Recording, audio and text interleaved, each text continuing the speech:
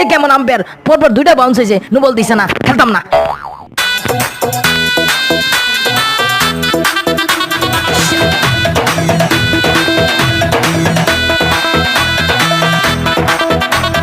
ওরে ভাই এটা কি, এটা তো বাউন্স হয়ে গেল, এটা আবেদন করতেছে কে?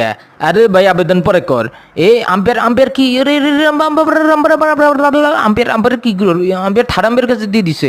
এই কিটা যাই হোক, দূর লাগছে না, আউট আউট হইছে না, আউট হইছে না। এ রে ভাই দেখছেন আপনারা, ব্যাট আর বলের মধ্যে কোনো সম্পর্কই নাই। এরে ভাই আপনারা দেখেন আউট হয়েছে, ওরে ভাই লাগে নাই, not out, it's not out bro, not out. ভাই বাউন্স হয়েছে, দে বাউন্স নাম্বার 1 দে। এরে ভাই দিল না, দেখছো এটা কোনো কথা? যাই হোক বন্ধুরা, বাংলাদেশের খেলোয়াড় এবং শ্রীলঙ্কার খেলোয়াড়ে খুবই টেনশনে আছি, সেই টেনশন।